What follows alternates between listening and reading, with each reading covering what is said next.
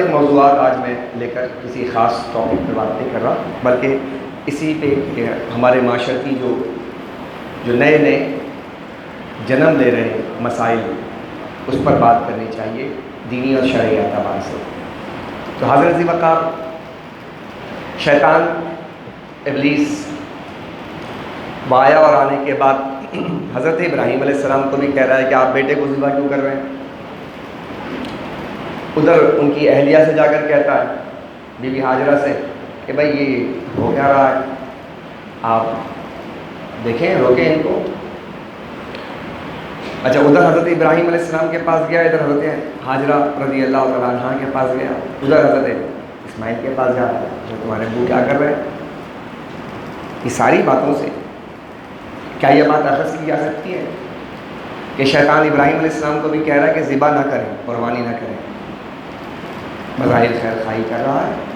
حضرت be be Hajra سے بھی کہہ رہا ہے کہ مت کریں، کیا کر رہے ہیں، بظاہر خیر خواہی کر رہا ہے۔ حضرت اسماعیل علیہ السلام سے بھی کہہ رہا ہے کہ والد صاحب تمہارے کیا کر رہے ہیں، بظاہر خیر خواہی کر رہا ہے۔ اب اس سوال کا جواب آپ دیجیے، کیا شیطان ان کا خیر خواہ تھا؟ لیکن کام سے روک رہا تھا، کام تو بظاہر بہت اچھا کر رہا تھا وہ، صحیح، بظاہر کام تو بہت اچھا کر رہا تھا، روک رہا تھا، ایک لڑکے کو، ایک بچے کو ذبح ہونے سے روک رہا تھا، اور یہ انسانی تاریخ کے اندر ایک انوکھا واقعہ ہونے جا رہا تھا، تو خیر خواہی تو کر رہا تھا۔ تو شیطان جب خیر خواہ نہیں تھا بقول آپ کے اور میرے، تو بھی شیطان ایسا کیوں کر رہا تھا؟ شیطان کا یہ عمل کچھ بتا رہا ہے کہ وہ روک رہا ہے ایک کام سے، اور بظاہر وہ کام اچھا تھا، وہ یہ جانتا تھا وہ روک کیوں رہا تھا۔ وہ اس لیے روک رہا تھا کہ اس قربانی کے، اس تابع داری کے بعد، اس تسلیم و رضا کے عمل کے بعد جو انعامات ابراہیم علیہ السلام کو ملنے والے ہیں وہ اسے دیکھ رہا تھا۔ تو شیطان جو ہے اس کا کام تو یہی ہے کہ وہ بظاہر کئی روپ میں آئے گا اور کئی معاملات اور کئی مسائل کو لے کر آئے گا، بظاہر خیر خواہ نظر آئے گا۔ ایسی آج کی زندگی کے اندر بھی بہت سے شیطان آپ کو ملیں گے، سوشل میڈیا پہ بھی ایکٹیو ہوں گے، میڈیا پر بھی ایکٹیو ہوں گے، بظاہر وہ انسان ہوں گے لیکن ہوں گے وہ، میں نہیں کہہ رہا، ان کا مقصد بھی یہی ہوگا کہ یہ جانور، ان کی ہمدردی بھی جانوروں سے ہوگی، ان کی ہمدردی دیگر چیزوں سے ہوگی۔ یہ کیا ہے، اتنا قربانی میں پیسہ ضائع ہو رہا، اتنے جانوروں کو ذبح کر، ایسے کر رہے ویسے کر رہے، بظاہر دیکھنے والے کے لیے یہ بات ویسے ہی جیسے شیطان کہہ رہا تھا، خیر خواہی کر رہا تھا کہ قربانی کیوں کر رہے ہیں، بظاہر یہ بھی ایسے ہی لے کر آتے ہیں کیونکہ یہ ٹولز ہیں، یہ اسلحہ ہے، یہ ویپنز ہیں جس کو یوز کیا جاتا ہے۔ لیکن ان کو بھی پتہ ہے کہ اگر یہ تابع داری کر دیں تو شیطان کا کام اپنا کام میں لگا رہے اور تابع داروں کا کام اپنے کام میں لگا رہے۔ ان کو کان نہیں دھرنی ہے، یہ اپنی موت آپ مر جائیں، ان کو جواب نہیں دینا، اپنا کام کرنا ہے۔ تو حضرت ذی وقار قربانی کے بعد جو اللہ تعالیٰ انعامات عطا کرتا ہے، حقیقت میں اس چیز سے یہ روکا جاتا ہے کہ مسلمانوں کو کے پیچھے اس کے مقاصد ہیں، اس کے فضائل ہیں، اس کے کمالات ہیں، تو انسان جو ہے اس پہ غور کرے اور دیکھے۔ پھر دیکھیے اب دنیا میں جو شیطان ہے، اس نے پہلا گناہ کیا کیا، شرک نہیں کیا اصل میں، ہے نا، بظاہر شرک نہیں کیا، اللہ کو مانتا تھا، بظاہر پہلا گناہ کیا کیا ہے جو دیکھا جائے، میں کیا ہوں، یہ گناہ کیا تھا، میں کیا ہوں، یہاں سے ابتدا ہوئی ہے گناہوں کی۔ شیطان کا جو گناہ تھا، کیا کہا اس نے، انا خیر منہ، میں آدم علیہ السلام سے بہتر ہوں۔ اب آپ نے اور ہم نے دیکھنا ہے کہ جس جگہ سے ابتدا ہوئی ہے گناہوں کی، کیا اس گناہ میں پوری قوم لتڑی ہوئی ہے، پوری قوم ملوث ہے، کیا ہے کہ میں کہاں ہوں، میرا جانور کہاں ہے۔ ایک زمانہ تھا کہ لوگ اپنے جانوروں کو کسی پچھواڑے کہیں پر باندھ دیا کرتے تھے، لاتے تھے تو اس کو دکھاوا نہیں کرتے تھے، ایک زمانہ وہ بھی گزرا ہے، زیادہ دن نہیں گزرے، لیکن اب زمانہ بدل گیا ہے۔ اب اولاد آ کر کہتی ہے کہ جانور اب ہم خریدیں گے، بیوی کہتی ہے کہ جانور جو ہے وہ میری پسند کا ہونا چاہیے۔ اب یہ سارے ایلیمنٹس آ گئے۔ اچھا اس کے لیے کیا فیکٹر ہے کہ ہم کہاں کھڑے ہیں، ہمارا جانور کیسا ہے، یہ وہ بنیادی بات جس کی وجہ سے قربانی جو ہے اب اس نے اپنا زاویہ بدل لیا، قربانی کا تصور بدل رہا ہے، بدل چکا ہے، بلکہ 90% تو بدل گیا ہے۔ اچھا یہاں تک بات نہیں بس ہوتی، چلے یہیں تک بات رہ جاتی تو بات چلو ٹھیک ہے کہ اپنی ذات تک، لیکن اگر کوئی آپ کے جانور سے چھوٹا جانور لائے تو وہاں پر بہتان ہے، کیا پیسے نہیں تھے کیا؟ بھائی کیا ٹھگ گیا کیا؟ ارے تم نے کیا لے لیا یار؟ اب بات یہاں تک بھی پہنچ گیا، اب دوسروں کے قربانی کے اوپر تک بات چلی گئی کہ وہ اپنی بساط کے مطابق، اپنے ذات کے مطابق، اپنے کیپیسٹی کے مطابق، اپنی وساطت سے جو لے کر آ سکتا تھا وہ لے کر آیا جانور ذبح کرنے کے لیے۔ لیکن اب چونکہ میرا جانور بڑا ہے تو اب میں سب کو بتاؤں گا، میں ڈومینیٹ کروں گا، میں بتاؤں گا کہ میرا جانور سب سے اچھا ہے۔ اب یہاں تک بات آئی تو کیا میں پھر آئی جس جگہ سے شیطان رانے درگاہ ہوا تھا، تو سوچنا چاہیے قوم کو کہ جس چیز کی وجہ سے جس کو اللہ نے اتنا ناپسند کیا کہ اللہ نے اسے کہا get out from our paradise, نکل جا میرے جنت سے، اتنی ناپسندیدہ کلمات تھے اس کے کہ تو نے ایسے جملے ادا کیے، نکل جا، جنت میں تھا نکال دیا، باہر کر دیا، ٹھیک ہے نا۔ اب معاملہ یہ ہے کہ ہم جنت سے باہر ہیں، اب کام وہی کر رہے ہیں تو جنت میں جائیں گے کیسے؟ تو اس کی اصلاح کی ضرورت ہے۔ پھر جناب جانور تو آیا، اب ذبح کرنے کا معاملہ، اس پہ آپ دیکھیں چند سالوں سے کچھ باتیں ایسی ہیں جو آپ کو میں عرض کر رہا ہوں کہ جو دل کو بہت دکھ رہی ہیں اور آپ کو بھی دکھ رہی ہوگی۔ جس بے ڈھنگے پن سے قربانی کر رہے ہیں ہم چند سالوں سے، اس کی مثال نہیں مل سکتی۔ میں نے لفظ استعمال کیا بے ڈھنگا پن۔ ایک ڈھنگ ہوتا ہے، ایک کوئی ڈیکورم ہوتا ہے، کوئی ایک انداز ہوتا ہے۔ آپ بیٹھے ہوئے یہاں پر نماز پڑھنے کے لیے، رب نے یہ نظام بنا کر دیا کہ ہمارے ہاتھ میں ہوتا نا تو نہ جانے پھر یہ نماز پنج جگانہ کی صفوں کا بھی عالم کیا ہوتا، وہ تو بتا دیا گیا تو اس طرح صف بندی ہو رہی ہے۔ ورنہ اگر یہ نہ بتایا جاتا اور ہمارے اوپر چھوڑ دیا جاتا نماز پڑھ لو تو پھر کیا حال ہوتا وہ ہم اور آپ جانتے ہیں۔ جیسے قربانی ہو رہی ہے ایسے مسجد میں تماشا ہوتا۔ اللہ تعالیٰ چاہتا ہے ڈسپلن، نظم و ضبط، ربط کے ساتھ کوئی کام بھی کیا جائے، ایک ٹائم پیریڈ کے ساتھ کیا جائے۔ اذان ہوگی، ایک آواز جائے گی، اس کے بعد تم نے وضو کرنا ہے، وضو کرنے کے بعد پھر تم نے مسجد آنا ہے، مسجد آنے کے بعد اس سے پہلے بتایا لباس صاف ہو، پاک ہو، یہ ساری چیزیں کہی گئیں۔ صفائی نصف ایمان ہے، اس صفائی نصف ایمان کے ساتھ ساتھ عبادات کے ساتھ اللہ نے ان تمام چیزوں کو جوڑ دیا۔ رسول پاک صلی اللہ علیہ وسلم نے فرمایا کہ نماز جنت کی کنجی تو ہے لیکن وضو نماز کی کنجی ہے۔ اب دیکھیں دونوں چیزوں کو جوڑ کر دیکھیں آپ، جنت کی کنجی نماز ہے، نماز کی کنجی وضو ہے۔ وضو ٹھیک نہ ہوگا جنت کی کنجی نہیں ملے گی۔ اب وضو کیا ہے؟ طہارت ہے۔ وضو کیا ہے؟ پاکی ہے۔ آپ کیسے ہی لتڑے تھے، آپ کے ہاتھ گندے تھے، جراثیم لگے ہوئے تھے، چہرے کے اوپر آلودہ تھے آپ کے چہرے، آپ کو کہا کہ آپ چہرہ دھوؤ، آپ ہاتھ دھوئیں، آپ کلی کریں، ناک میں پانی ڈالیں۔ یہ پوری نظافت کا انتظام اللہ نے کروایا آپ سے نماز سے پہلے۔ اس کے بغیر نماز بولیے، بلکہ قرآن کریم میں اللہ نے فرمایا کہ یا ایھا الذین آمنوا اذا قمتم الی الصلاۃ فاغسلوا وجوہکم وایدیکم الی المرافق وامسحوا برؤوسکم وارجلکم الی الکعبین۔ یہ چار فرائض اللہ نے قرآن میں بیان کر کے کہا کہ تم آؤ تو صاف پاک اور نظافت کے ساتھ آؤ۔ کیوں؟ اللہ وہ ذات ہے کہ جس کے سامنے اسی انداز میں کھڑے ہو کر عبادت کی جاتی ہے۔ تو اللہ سبحانہ و تعالیٰ نے یہ نظام ہمیں دیا صاف ستھرا۔ پھر ہم ڈسپلن کے ساتھ ہم آ کر صف بندی کرتے ہیں۔ ایک امام ہوتا ہے اور اس امام ایسا نہیں ہوتا کہ سب اچھا کسی کی آواز تھوڑی بلند بھی ہو جائے تو معیوب سمجھا جاتا ہے، یار تم نے اتنی آواز بلند کیوں کی تھی، آہستہ بولا کرو، اللہ اکبر بھی آہستہ بولا کرو، آواز آتی نہیں آتی ہے۔ ہم روکتے ہیں، کیوں؟ ڈسپلن کے خلاف ورزی ہے، ڈسپلن کی خلاف ورزی ہے۔ کوئی امام سے پہلے رکوع کر لے تو امام سے آ کے مسئلہ پوچھا جاتا ہے، امام صاحب بعض لوگ امام سے پہلے رکوع کر لیتے ہیں، سجدہ کر لیتے ہیں، ان کے لیے کیا حکم ہے؟ شرعی مسئلہ بیان کریں۔ یہاں تک کہ ہم حساس ہیں، ہے یا نہیں ہے؟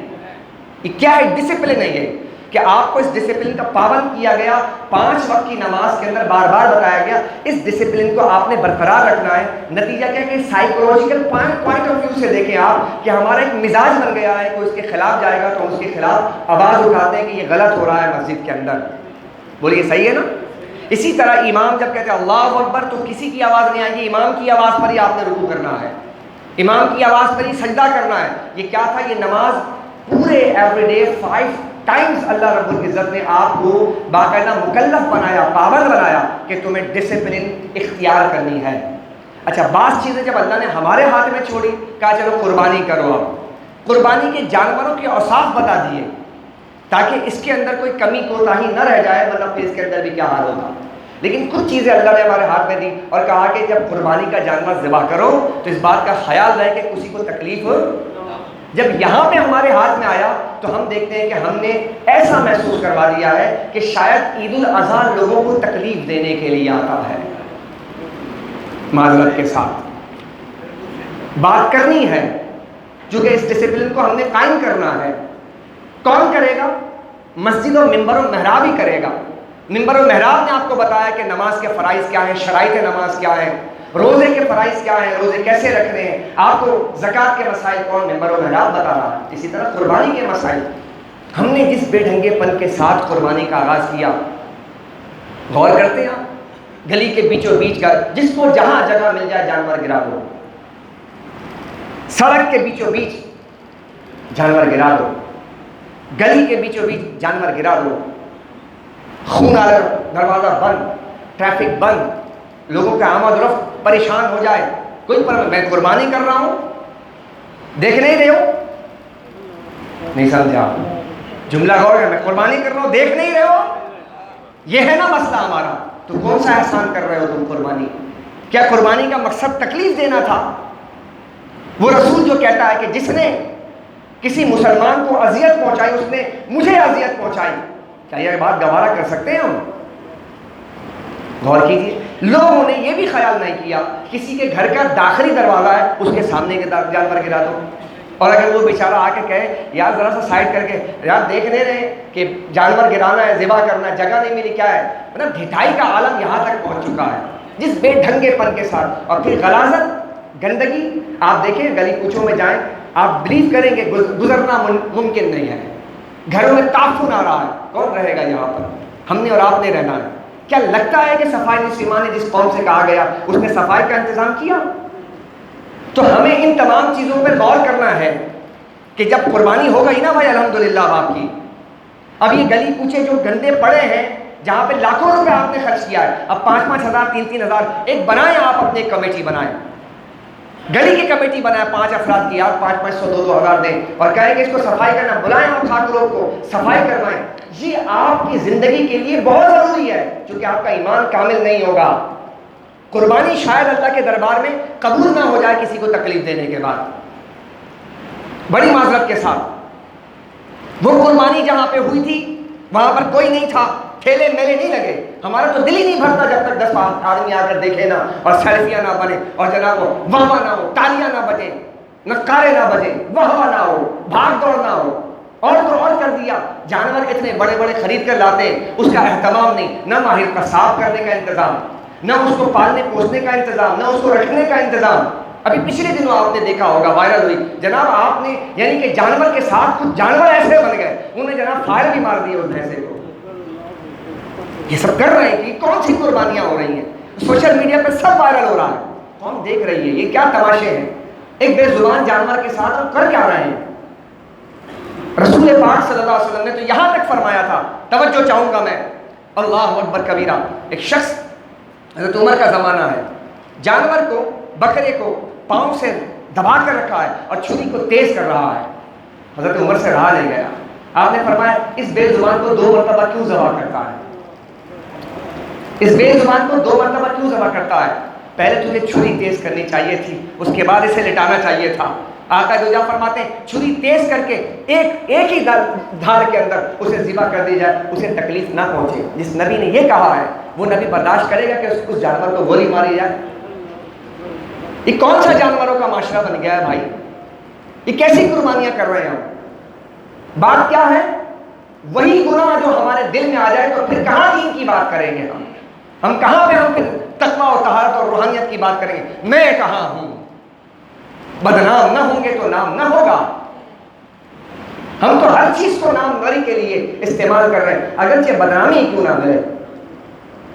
یہ سب چیزیں غور کرنے کی ہیں، خدا کے واسطے جانوروں کے ساتھ یہ زیادتیاں نہ ہوں، اور اپنے قرب و جوار میں آس پاس کے پڑوسیوں کے ساتھ یہ زیادتیاں نہ ہوں، ان تمام چیزوں پہ غور کرنا ہے۔ اہدنا الصراط المستقیم، پھر کہیے اللہ ہمیں سیدھے راستے پر دکھا نہیں چلا، کیونکہ چلنے کے لیے تیار نہیں ہم، دو نماز نہ مانگنے کے لیے تیار ہیں، چلنے کے لیے تیار نہیں ہیں، یہ سیدھا راستہ ہے۔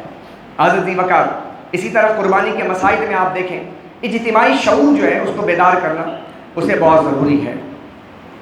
حضرت وقار قربانی کے مقاصد میں سے ایک مقصد ہے کہ آپ کو اور ہمیں تیار کیا جائے جہاد کے لیے۔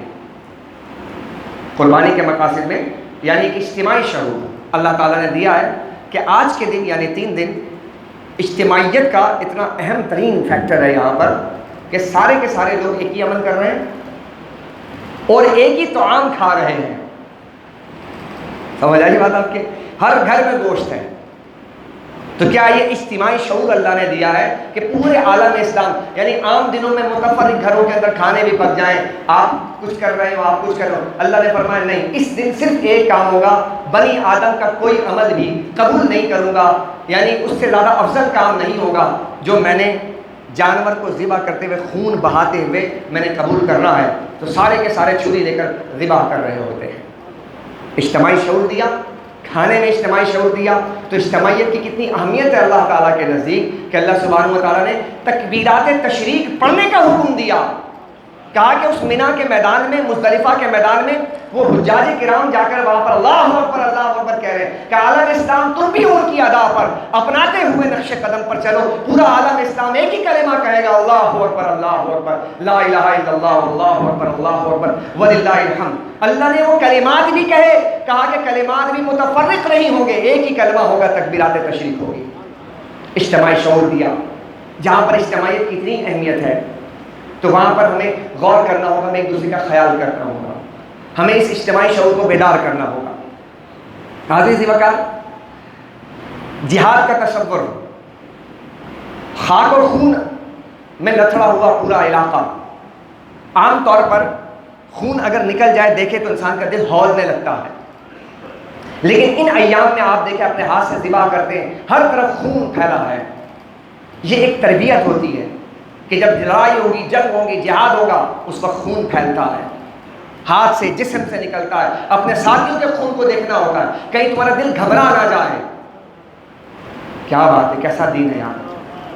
اس نے سب کے اجتماعی بیداری کو، اجتماعی تربیت کو کس انداز میں ہر سال اللہ جل وعلا شانہ نے رکھا ہے اگر سوچے تو، اور کہا ہے کہ اپنے ہاتھ سے قربانی کرو۔ رسول اللہ نے کیا فرمایا صلی اللہ علیہ وسلم؟ بولے نا، کس کس نے نہیں کی ہاتھ سے قربانی؟ کو سوچے، کرنے والے سے نہیں کہہ رہا، نبی نے اپنے ہاتھ سے قربانی کی ہے۔ ہم تو چھری پکڑنے کے لیے تیار نہیں، ہم بابو بن کے کھڑے ہوتے سیٹ صاحب ہیں، نہیں ہم تو نہیں کریں گے۔ کیوں نہیں کرے گا؟ تو کیا کرنے کے لیے رکھا؟ گوشت کھانے کے لیے لایا؟ وہ قربانی تو کرنی تھی، اپنے ہاتھ سے کرنی تھی، کیوں نہیں کی؟ نہیں سمجھا؟ صحابہ کرام اپنے ہاتھ سے قربانی کرتے تھے۔ ہمارے بابو جتنے بھی ہیں یہ ممی ڈیڈی پیمپر پیک نوجوان نسل، ہاں ہم تو کریں گے، ہاتھ کھڑا کرتے، دور ہاتھ بھی نہیں لگانا۔ معذرت، یہ شہری لڑکوں کی بات کروں، یہ شہری لمڑے ہمارے، یہ کیا کریں گے؟ یہ ہاتھوں میں چوڑیاں پہنیں گے، ٹک ٹاک بناؤ گے، فیس بک پہ اور یوٹیوب پہ چینل بناؤ گے، تمہارے یہ کام رہ گئے۔ اگر یہ کام کروانا ہوتا تو کبھی بھی اللہ سبحانہ و تعالیٰ ہاتھ سے ذبح کرنے کے لیے کیوں کہتا؟ تم زیادہ سمجھدار ہو گئے ہو رسول اللہ سے۔ اگر یہ ہاتھ سے، یعنی حضور نے سنت قرار دیا، میرے اپنے ہاتھ سے ذبح کر رہے ہیں، اور ایک نہیں کیا، مینا کے میدان میں تیرے ساتھ ذبح کر کے بتایا، ہاتھ سے کرو اپنے، لیکن کرنے کے لیے تیاری نہیں ہے صاحب، تو ان کی کیسے تربیت ہوگی؟ یہ میں ان باپوں سے پوچھتا ہوں، آپ نے اپنے بچوں کی تربیت کیا کی ہے؟ آپ کے بچوں کی تربیت کیا ہوئی ہے؟ تعلیم دلانا کمال نہیں ہے، تربیت دینا کمال ہے۔ آپ تعلیم دلانے میں کمال سمجھ رہے ہیں، آپ نے تربیت کیا کی اپنے بچوں کی؟ ایک ایسی تربیت بھی نہ کر سکے کہ اپنے ہاتھ سے کوئی بچہ، میں کل گیا ایک بچے کو دیکھ کر، میں اتنا چھوٹا سا بچہ تھا، مجھے بڑی خوشی ہوئی، اور یہ جملہ میں نے پورے اس سال کی تاریخ میں یہ جملہ میں نے اسی بچے سے سنا، شاید آپ کے لیے بھی نیا ہو۔ گائے وہ بکرا ذبح ہو رہا تھا، تو ذبح ہوتے ساتھ ہی جیسے وہ بکرا لایا گیا تو اس نے کہا چاچو ٹھہرے تو میں وضو بنا کے آ جاؤں۔ حیران ہو گیا، مجھے سیکھنے کا موقع ملا۔ ایک چھوٹا سا بچہ تھا، اتنا بڑا، اس کا نام بھی حنظلہ ہے. کسی کا بچہ ہے اور تربیت ماشاءاللہ مجھے حیرانگی ہوئی. اس بچے نے کیا کہا کہ چاچو ذرا رکے میں ذرا وضو بنا کے. میں نے یہ بات ادھر ان کے چاچو اور سارے لوگوں میں نے یہ جملہ تو میں نے ابھی پہلی مرتبہ سنا اس سال, ورنہ میں نے کسی سے سنا نہیں ہے. لاؤ جلدی سے وظیفہ کر دو. کہا کہ نہیں, یعنی تصور دیکھیں آپ, اس بچے نے یہ سکھا دیا کہ جو قربانی کرے تو ذرا آداب قربانی بھی سامنے رہے, وضو کی حالت میں کرے کہ اللہ کے سامنے جا کے پیش ہونا ہے. سبحان اللہ, کیا بات ہے صاحب. ہم نے خیال کیا, ہم نے کہا خیال ہی نہیں ہے, تصور ہی نہیں ہے. یہ معاشرہ تو پورا کرپٹ ہو چکا ہے اگر دیکھا جائے تو. اس کے سامنے کیا بات کی جائے؟ وہ کہتے ہیں کون سے اچھا ہم نے بعض تو ایسے بھی ہم نے فون کیا, کہا کہ وہ جناب دانت گھس کے قربانی ہو گئی, اب بیچارے کہاں کھڑے ہیں. جھوٹ کا عالم یہ ہے, ان کے ساتھ تو یہ ہوا. پھر جھوٹ کا عالم یہ, بیماری قسم, اللہ کی قسم, قرآن کی قسم, یہ سارے قسمیں کھا لیتے ہیں. جانور ذبح ہو گیا, سمجھ گئے, جانور ذبح اللہ کے راہ میں پہنچ بھی گیا, اللہ کے دربار میں پہنچ بھی گیا. اور پہنچنے کے بعد اب وہ اس کا جو سر ہے وہ رکھا ہوا ہے. اب لوگ دیکھتے ہیں نظر سر رکھا ہے, تو اس نے قصاب نے دیکھا تو کہا ارے یہ تو کھیرا تھا, اس کو تو دانت گھسے ہوئے تھے. اب قربانی ان کی کہاں کھڑی ہوئی؟ یہ معاشرہ ہے. اس طرح ہمارا معاشرہ جھوٹ بول رہا ہے, دغا کر رہا ہے, فریب کر رہا ہے, امانت میں خیانت کر رہا ہے, پیسے بن جائے بس. کسی کی قربانی ضائع ہوتی ہے تو ہوتی ہو جائے, لیکن ہم بھی کتنے ایکسٹرا اسمارٹ ہیں کہ ہمیں یہ بھی نہیں پتا کہ قربانی جاتے ہوئے, جانور دیکھتے ہوئے ہمیں بھی کچھ اوصاف پتہ ہونے چاہیے. نہیں, ویسے ایک بات بتاؤ بڑی معذرت کے ساتھ, رنگ روپ دیکھ کر تو جانور خریدے جاتے ہیں, انسان کا رشتہ نہیں کیا جاتا. شاید پہنچ گئے ہوں گے میری بات. رنگ روپ دیکھ کر اور چال چلن دیکھ کر جانور لیے جاتے ہیں, انسان نہیں. جب رشتہ کرنے جایا کرو تو ذرا رنگ روپ اور چال چلن نہ دیکھا کرو, احساس اور خیالات اور خاندانی وجاہت دیکھا کرو. سمجھ آ رہی ہے بات؟ ہم نے انسانی رشتوں کو بھی جانوروں کے برابر کھڑا کر دیا. چال چلن روپ رات ڈیک ڈاک کے جناب ہم نے کرنا ہے, نہیں ہوگا تو پھر شادی نہیں ہوتی ہے. Point to be noted. حضرت وقار آج کے دن وہ جہاد, اس جہاد کی طاقت کا میں آپ کو بتاتا ہوں کہ قوم بیچارے, ان کے پاس تو کوئی میزائل سسٹم بھی کچھ بھی نہیں. 20 سال تک اسی ایک قوت سے دنیا کی جو سپر پاور اپنے آپ کو کہنے والی, اس کو دھول چٹا دی ہے. کس طاقت سے؟ جہاد کی طاقت سے. کتنی عظیم طاقت ہے. افغانستان نے 20 سال میں امریکہ کو دھول چٹائی. کس لیے؟ وہ جہاد کی طاقت سے. یہ ہمارے آپ کے یہاں لہریں آتی رہیں گی, پتہ نہیں کتنی لہریں ہیں اللہ معلوم کورونا کی. ہم نے تو صرف کورونا سنا تھا, لیکن ذرا سا بتا دیں اسد عمر صاحب اور دیگر لوگ کہ ہم نے لہریں تو نہیں سنی تھی. لہریں تو سمندر کی آتی ہیں, یہ کون کون سی لہریں آپ نے بنا دی؟ اللہ کا واسطہ قوم کے ساتھ رحم کیا جائے, سچ بولنے کی عادت پیدا کی جائے. بس ایک جملہ میں کہہ رہا ہوں, سچ بولنے کی عادت پیدا کی جائے تو آپ جتنے بھی صاحب اقتدار ہیں سچ بولیں, جھوٹ نہ بولیں قوم سے. اس طالبان میں اور افغانستان میں کوئی لہر نظر نہیں آتی. آپ کو نظر آتی ہے افغانستان سے کوئی لہر؟ وہاں پہ ایک ہی لہر آ رہی ہے, وہ طالبان کی نئی لہر آ رہی ہے. اور اس لہر نے سب کو جناب آندھی کی طرح جناب خس و خشاک برابر کر کے رکھ دیا. جس ذلت و رسوائی کے ساتھ امریکہ وہاں سے نکلا ہے, یہ سلام ہے ان مجاہدین کو جنہوں نے 20 سال تک ایسا زبر ان کو دھول چٹا کر رکھ دیے. یہ کیا ہے؟ جہاد کی برکت ہے. اس قوم کے ساتھ یہی کیا جا رہا ہے کہ ان کو جہاد ہی نہیں کرنا, اپنے ہاتھ سے یہ ذبح نہ کرنا. یہ ساری چیزیں ایک باقاعدہ طور پر آپ کو سوشل میڈیا کے ذریعے جانور کے قریب نہ جائیں. پہلے 3 سال پہلے 4 سال پہلے ہم نے باقاعدہ میڈیا بنا, جانوروں کے قریب نہ جائیں. اب تو کس کے قریب جائیں؟ تمہارے قریب جائیں. نہیں سمجھ رہا؟ جانور کے قریب نہ جائے تو چارہ کون دے گا؟ جانور کے قریب نہ جائے تو ذبح کون کرے گا؟ جانور کے قریب نہ جائے تو خریدے گا کون؟ جانور کے قریب نہ جائے تو دانت کون دیکھے گا؟ جانور کے قریب نہ جائے تو گوشت کیسے بانٹا جائے گا؟ کیسے کیسے جملے ہمارے لوگوں نے ایکسیپٹ کر لیا. جانوروں کے قریب نہ جائیں. کوئی ایسا وائرس آ گیا تو فلانا آ گیا. وہ سارے وائرس کے تہواروں میں آتے ہیں ہمارے. اس سارے کے سارے جھوٹے. میں نے کیا کہا تھا؟ شیطان اپنا کام کر رہا ہے اور ہمیں اپنا کام کرنا ہے.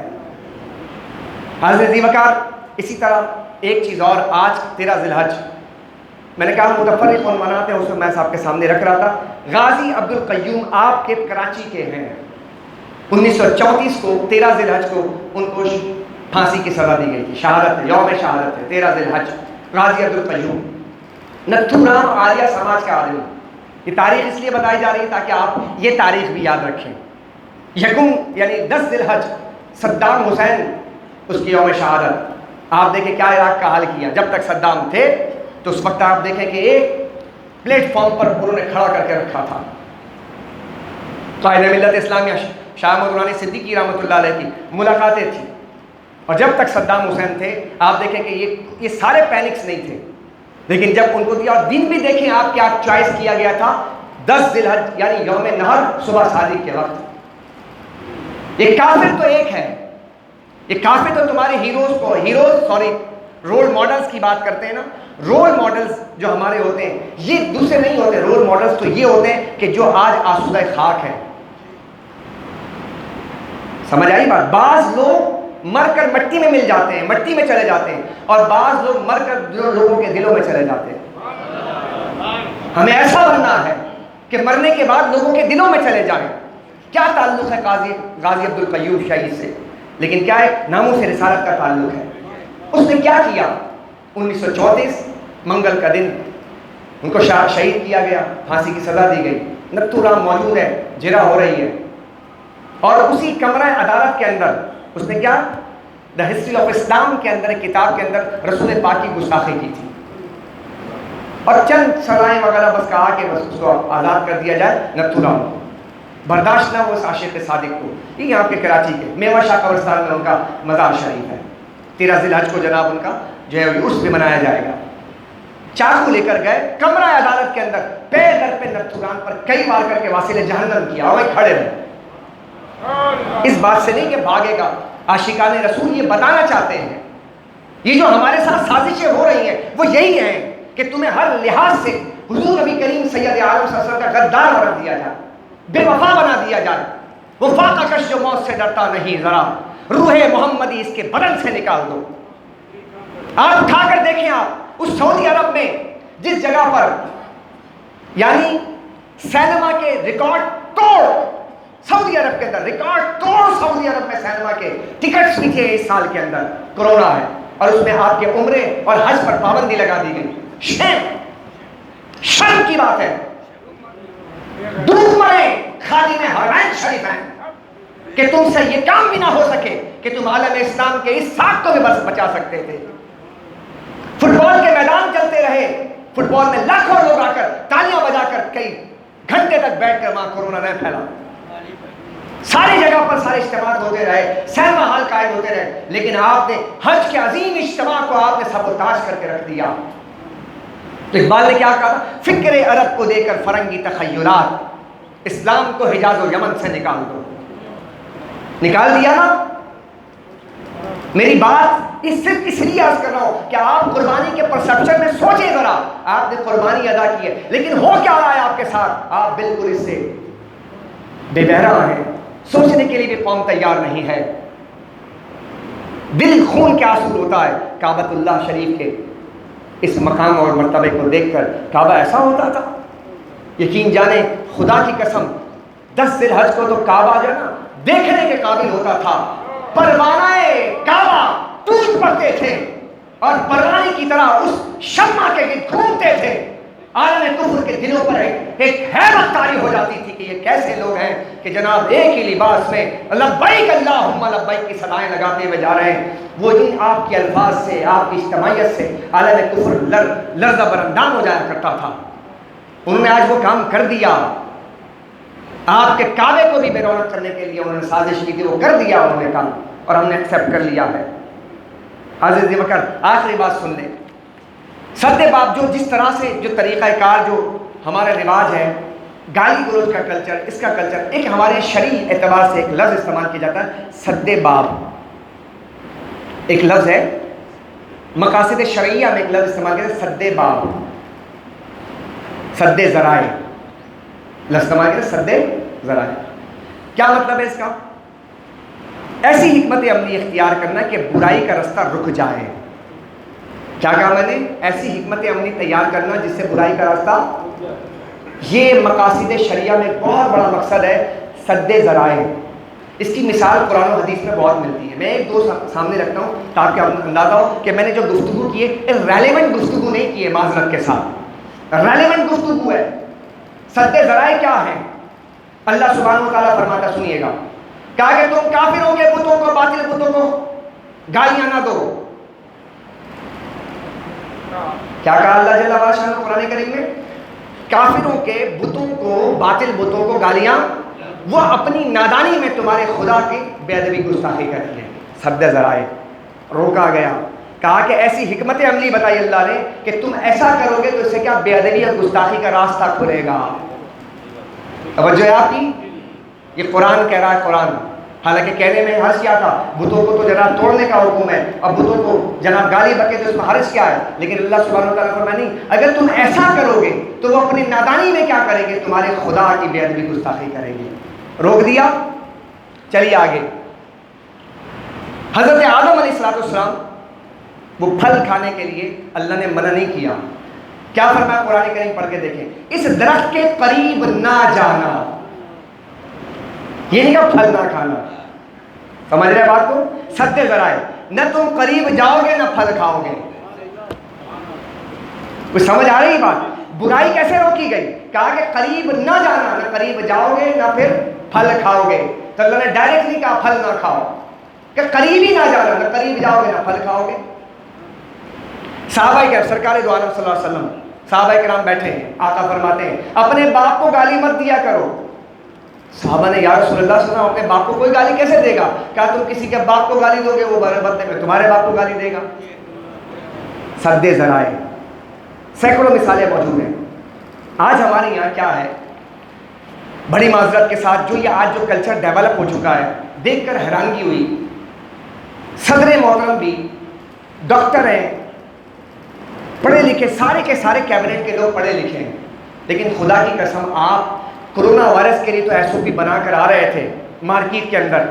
میں خود جاؤں گا اور جا کے چیک کروں گا, 2 سال پہلے کی بات ہے. یہی صدر محترم, میں کرٹیسائز نہیں کر رہا, میں آپ کو بتا رہا ہوں کہ سد ذرائع ہم جا کس دشا میں رہے, کس زاویے میں رہے. صدر پاکستان ہے اور آپ مختلف مساجد میں آ کے ایس او پی چیک کرنے آ رہے تھے کہ ہاں بھائی ایس او پی پہ عمل ہو رہا ہے یا نہیں ہو رہا ہے. لیکن خود عید کی نماز کا وقت آیا تو بیچاروں کو عید کی نماز پڑھنی نہیں آتی ہے. شاید آپ کے لیے کوئی ایسی بات نہیں, کیونکہ ہم بھی وہی ہیں نا, کہ ہم فجر کی نماز میں 2 صف بھی نہیں تھے.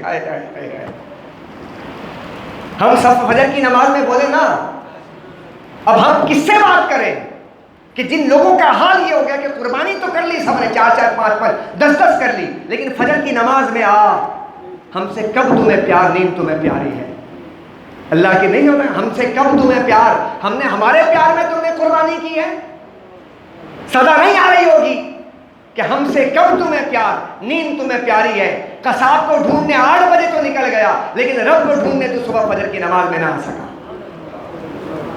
یہ سوالات پوچھے جائیں گے تم سے, مجھ سے. تو میرے بھائیوں, میرے دوستوں, غور کرنا ہوگا کہ قربانی کے دن میں ہم نے کتنے فرائض ادا کیے اور کتنے نقصانات کیے ہیں. گوشت تو آپ کو مل گیا, کھا بھی آپ لیے, سب کچھ کر لیا, لیکن سوچئے گا کہ لن تنالوا البر حتی تنفقوا مما تحبون. کیا آپ نے جو پسندیدہ بوٹی تھی اس بوٹی میں غریب کا حصہ بھی نکالا ہے, یا ران اپنے لیے رکھ لیا اور جناب یہ اپنے لیے رکھ لیے؟ اس کے بعد اللہ سبحانہ و تعالیٰ کے سامنے سب کچھ لکھا جا رہا ہے. یہ سب کچھ لکھ لیا گیا ہے اور تیری نیکی کہیں چھپی نہیں ہے, وہ اللہ کے سامنے لکھی جا چکی ہے کہ تو نے کتنے اخلاص کے ساتھ قربانی کی ہے اور اپنے غریبوں کا کتنا خیال کیا ہے. تو سال بھر کھا کر بھی تو اپنے فریج کو بھرتا رہا, لیکن وہ غریب بیچارے نادار بیٹھ کے انتظار کرتے رہے. وما علیہ الا البلاغ المبین. نعرہ تکبیر, نعرہ